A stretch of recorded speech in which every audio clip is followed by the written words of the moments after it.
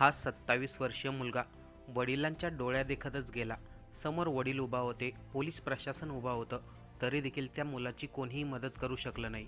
27 वर्षीय software engineer असलेला युवराज वाचवा वाचवा ओरडत होता, तरी देखील कोणीही त्याच्या मदतीला आलं नाही. ही घटना जेवढी सिंपल वाटते तेवढी ती साधी नव्हती, कारण की यामध्ये पोलीस प्रशासनाने जाणून बुजून युवराजला मृत्यूच्या दारामध्ये ढकललं. 16 जानेवारीचा दिवस होता. रात्रीचे साधारणतः 1 वाजलेले होते. मोबाईल फोनमध्ये रेकॉर्ड झालेला हा व्हिडिओ 27 वर्षाच्या युवराजच्या आयुष्यामधील अखेरचा क्षण दाखवत होता. आपल्याला या व्हिडिओमध्ये घनदाट धुक्यांच्या आड एक धुसरचा प्रकाश दिसतोय. तो दिसणारा प्रकाश दुसरा कोणाचा नसून युवराजच्या मोबाईलच्या फ्लॅशलाईटचा प्रकाश होता. मोबाईलची फ्लॅशलाईट लावून युवराज लोकांना आपला जीव वाचवण्यासाठी विनवणी करत होता. ग्रँड विटारा कारच्या छतावरती झोपलेला युवराज हळूहळू गाडीसोबत दलदलीमध्ये सामावत चालला होता. आपल्याला व्हिडिओमध्ये दिसते त्याला वाचवण्यासाठी एक रेस्क्यू टीमचा कर्मचारी स्विमिंग ट्यूब घेऊन कमरेला दोरी बांधून पाण्यामध्ये उतरताना दिसतोय. पण तो रेस्क्यू टीमचा कर्मचारी काही अंतर पाण्यामध्ये गेल्यानंतर स्वतःचा तोल गमावतो. त्यामुळं तो कर्मचाऱ्यांना पाठीमागे ओढण्यास सांगतो. पाणी खूप खोल आहे आणि पाय टेकत नाहीत. पाठीमागून पाण्याचा खूप जास्त प्रेशर चालू आहे. पण आता इथे बऱ्याचशा लोकांना शंका असेल, युवराज कुठेतरी पाण्यामध्ये अडकला असावा आणि त्याला पाण्यातून बाहेर काढण्याचा प्रयत्न चालू असावा. पण तसं नाही, युवराज कुठल्याही पाण्याच्या ठिकाणी गेला नव्हता. पुढे या घटनेचं सत्य ऐकल्यानंतर आपल्यालाही मनस्ताप व्यक्त होईल. रेस्क्यू टीमचा कर्मचारी पाण्यामध्ये जातो, पण तो पुढे जातच नाही. पाणी खोल होतं म्हणून तो पुन्हा मागे येतो आणि युवराजला आवाज येतो, बाळा तू तिथेच थांब, आम्ही दुसरी गाडी मागवली आहे, तू काही काळजी करू नको. ही अशी घटना होती. स्वतः पोलिसांनी तिथे साक्षीदारांशी छेडछाड करायला सुरुवात केली आणि याहूनही लाजिरवाणी गोष्ट म्हणजे न्याय मिळणं दूरच राहिलं. सॉफ्टवेअर इंजिनियर असलेल्या युवराजलाच दोषी ठरवण्याचा घाणेरडा प्रकार झाला. पोलीस एवढ्या खालच्या पातळीला जाऊ शकतात हे या घटनेवरून सिद्ध होतंय. ही घटना घडली आहे नोएडामधील सेक्टर 150 मध्ये. टाटा युरेका पार्क सोसायटीमध्ये SBIचे निवृत्त डायरेक्टिंग मॅनेजर असलेले राजकुमार मेहता राहत होते. त्यांच्या पत्नीचं काही वर्षापूर्वीच निधन झालं. मुलगी लग्नानंतर परदेशामध्ये स्थायिक झाली. म्हणून राजकुमार मेहता आपल्या एकुलत्या एक मुलासोबत म्हणजेच युवराज सोबत त्या सोसायटीमध्ये राहत होते. 27 वर्षाचा युवराज गुरुग्राममधील एका सॉफ्टवेअर कंपनीमध्ये सॉफ्टवेअर इंजिनियर म्हणून काम करत होता. तो रोज घरून कामासाठी अपडाऊन करत होता. गुरुग्रामचं सेक्टर 45 आणि युवराज ज्या ठिकाणी राहत होता नोएडामध्ये सेक्टर 150, हे अंतर साधारणतः 66 किलोमीटरचं होतं. इतका लांबचा प्रवास, त्यामध्येही ट्रॉफिक, त्यामुळे युवराजला घरी जाण्यासाठी 3 तासापेक्षाही जास्त वेळ लागत होता. 16 जानेवारीची रात्र साधारणतः 12 वाजलेले होते. युवराज आपल्या कामावरून निघून आपल्या घराकडे निघाला होता. 16 जानेवारी साहजिकच थंडीचे दिवस होते. रात्री जशी जशी वाढत गेली तसे तसे चारही बाजूंनी धुके दाटू लागली. दृश्यमानता इतकी कमी झाली होती की पुढचा रस्ता जवळपास दिसेनासा झालाय. युवराज घराच्या एकदम जवळ पोहोचलाच होता, पण त्या रोडवरती एक वळण होतं. समोरचं काहीच न दिसल्यामुळे युवराजला ते वळण लक्षात आलंच नाही आणि त्याची गाडी अशा एका खड्ड्यामध्ये जाऊन पडली, जो खड्डा सुमारे 40 ते 50 फूट खोल होता आणि त्याच खड्ड्यात जवळपास 30 फूट पाणी साचलेलं होतं. पण युवराजच्या आयुष्यामधील खरा खेळ तर इथूनच सुरू झाला होता. ज्या क्षणी युवराजची ग्रँड विटारा कार खड्ड्यामध्ये पडली, त्याच क्षणी कारच्या कॅबिनमध्ये अडकलेली हवा, खड्ड्यामध्ये असलेल्या पाण्याच्या फोर्समुळे गाडी खड्ड्यामध्ये पूर्ण बुडायला लागली.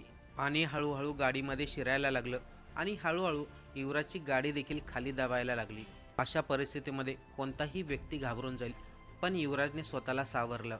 सर्वात अगोदर त्यांनी आपलं सीट बेल्ट काढलं, गाडीचा सनरूफ उघडला आणि गाडीच्या छतावरती गेला. गाडीच्या छतावरती चढल्यानंतर युवराज पोटावरती झोपला आणि त्यांनी आजूबाजूचा नजारा पाहिला.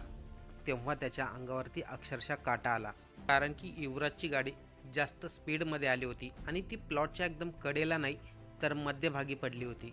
युवराजला पोहता येत नव्हतं, तरी देखील त्यांनी पाण्याची खोली किती आहे हे तपासण्याचा प्रयत्न केला. युवराजने पाण्यामध्ये आपला पाय टेकवण्याचा प्रयत्न केला, पण पाणी इतकं खोल होतं त्याचा पायही पाण्यामध्ये टेकत नव्हता. त्या ठिकाणी 30 ते 40 फूट खोल पाणी होतं, याचा अंदाज आपण लावू शकतायत. युवराजला पूर्णपणे समजलं होतं आपल्याला पोहताही येत नाही आणि आपण पाण्यामध्ये उतरूही शकत नाही. त्यामुळं मदत मागण्याशिवाय त्याच्याकडे दुसरा कोणताही पर्याय राहिला नाही. रात्री 12:20 युवराजने आपल्या वडिलांना फोन केला. युवराजचे वडील देखील रात्री उशिरापर्यंत जागतच होते. जोपर्यंत युवराज घरी येत नाही तेही झोपत नव्हते. युवराजने रात्री 12:25 आपल्या वडिलांना फोन केला. फोनवरती युवराज म्हणाला, "पप्पा, मी नाल्यामध्ये पडलोय. मला मरायचं नाहीये. प्लीज मला वाचवा." एका वडिलांसाठी आपल्या मुलाचे हे शब्द ऐकणं म्हणजे संपूर्ण जीवनच उद्ध्वस्त करणारा क्षण असतो. राजकुमार यांनी देखील क्षणाचाही विलंब न करता घराबाहेर पडले. तसंच ज्या सोसायटीमध्ये राहत होते त्या सोसायटीच्या व्हॉट्सअप ग्रुपवरती मदतीसाठी मेसेज देखील टाकला. पुढे युवराजने आपल्या वडिलांना व्हॉट्सअपवरती लाईव्ह लोकेशन पाठवून ठेवलं. युवराज ज्या ठिकाणी पाण्यामध्ये पडला होता ते ठिकाण युवराज ज्या सोसायटीमध्ये राहत होता त्यापासून अवघ्या 200 मीटर अंतरावरतीच होतं. म्हणून स्वतः राजकुमार, शेजारी आणि सिक्युरिटी गार्ड हे तिघही युवराजने जे लोकेशन पाठवलं होतं त्या लोकेशनवरती जाऊन त्याचा शोध घ्यायला लागले. पण वडिलांना, सिक्युरिटी गार्डला युवराज कुठेच सापडला नाही. तर सर्वात मुख्य कारण होतं, अंधार खूप होता आणि धोकेही खूप जास्त होते. त्यामुळे राजकुमार आपल्या मुलाच्या नावाने युवराज युवराज असा जोराचा आवाज देऊ लागले. युवराजच्या कानावरतीही वडिलांचा आवाज पडला. युवराजने देखील प्रत्युत्तर दिलं, "पप्पा, मला वाचवा, हेल्प मी." युवराजच्या वडिलांना त्याचा आवाज येत होता पण काहीच दिसत नव्हतं. वडिलांनी युवराजला सांगितलं, "तो मोबाईलची फ्लॅशलाईट लाव, जेणेकरून आम्हाला समजेल तू कुठे आहे." युवराजने मोबाईलची फ्लॅशलाईट लावताच दूर पाण्याच्या खड्ड्यामध्ये धुसरशी लाईट त्यांना दिसू लागली. त्या मोबाईलच्या फ्लॅशलाईटचा उजेड पडताच एक पुरावा मिळाला, युवराज अजून जिवंत आहे. युवराजची ग्रँड विटारा कार रस्त्यापासून 50 ते 60 फूट आतपर्यंत वाहून गेली होती आणि हळूहळू ती कार पाण्यामध्ये बुडतही चालली होती. युवराजच्या वडिलांनी लगेच 112 नंबर डायल केला, पोलिसांना मदत मागितली. पण यामध्ये सर्वात दुर्दैवी गोष्ट म्हणजे कोणीही युवराजच्या मदतीला पुढे येत नव्हतं. तिथे जमलेले सर्वजण आपला मोबाईल काढून व्हिडिओ शूट करण्यामध्ये गुंतलेले होते. राजकुमार स्वतः हात जोडून लोकांना विनंती करत होते, "प्लीज व्हिडिओ काढू नका, माझ्या मुलाला वाचवा."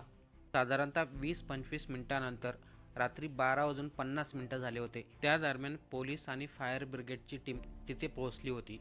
जशी जशी रात्र वाढत गेली तसे तसे धुके अजून दाट होत गेले. समोरची दृश्यमानता जवळपास शून्यावरती आलं. समोर काहीच दिसत नव्हतं. सुरुवातीला पोलिसांनी दोरी फेकून युवराजला वाचवण्याचा प्रयत्न केला, पण ती दोरी युवराजपर्यंत पोहोचलीच नाही. पोलिसांनी फेकलेली दोरी साधारणतः 30 ते 40 फूट आतपर्यंत जात होती, पण युवराजची गाडी त्यापेक्षाही पुढे वाहून गेली होती.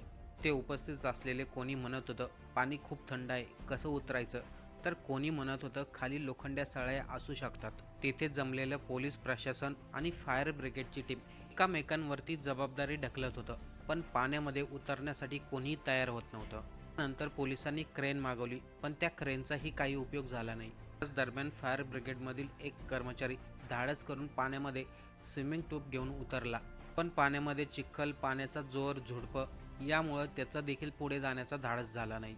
त्यामध्ये सर्वात मुख्य कारण होतं, समोरचं काहीच दिसत नव्हतं. जशी जशी वेळ निघून चालली होती तशी तशी युवराजला वाचवण्याची शक्यता देखील कमी झाली होती. या नैराश्याने युवराजचे वडील स्वतः पाण्यामध्ये उतरण्यास तयार झाले, पण पोलिसांनी त्यांना अडवलं, त्यांना पाण्यामध्ये उतरून दिलं नाही. साधारणतः अर्ध्या तासानंतर म्हणजे रात्री 1:15च्या सुमारास NDRFची टीम तिथे पोहोचली. त्यांच्या येण्याने लोकांच्या मनामध्ये एक आशा निर्माण झाली. इथे जमलेली लोक ओरडू लागली, "काहीतरी करा, मुलाला वाचवा." इथेच आणखीन एक धक्कादायक कारण समोर आलं. NDRFची टीम युवराजला वाचवण्यासाठी आली तर होती, पण त्यांच्याकडे त्याला वाचवण्यासाठी कोणतंही उपकरण नव्हतं. ना त्यांच्याकडे थ्रो रोप्स होत्या, ना लाईट होती, ना जॅकेट होतं. सर्वात लाजिरवाणी गोष्ट म्हणजे जेव्हा त्यांच्याकडे कोणतंही उपकरण नव्हतं, मग त्या ठिकाणी युवराजला वाचवण्यासाठी कशासाठी आले होते? तासा अगोदरच त्यांना संपूर्ण माहिती देण्यात आली होती, युवराज अशा ठिकाणी पाण्यामध्ये अडकलाय, त्याला वाचवण्यासाठी लाईट नाही वगैरे वगैरे सर्व माहिती दिली होती. तरी देखील NDRFची टीम खाली आत घेऊन आली होती. सर्वजण इतर लोकांप्रमाणेच युवराजला हळूहळू पाण्यामध्ये बुडताना बघत राहिले. युवराज गाडीसोबत 80 मिनिटापेक्षा जास्त वेळ गाडीच्या छतावरती झोपून होता. मदतीसाठी ओरडत होता. युवराजने भरपूर विनवण्या केल्या, "मला वाचवा, मी बुडतोय, प्लीज हेल्प मी." यामध्ये सर्वात दुर्दैवी आणि भयंकर गोष्ट म्हणजे वडिलांनी आपल्या मुलाला स्वतःच्या डोळ्यासमोर बुडताना पाहिलं, पण ते काहीच करू शकले नाही. पण याच दरम्यान झोमॅटो डिलिव्हरी बॉयज तिथून जात होता. त्यांनी पोलीस प्रशासन, अग्निशामक दल या सर्वांची सिच्युएशन पाहिली, अवस्था पाहिली. तो डिलिव्हरी बॉयज युवराजच्या मदतीसाठी पुढे आला.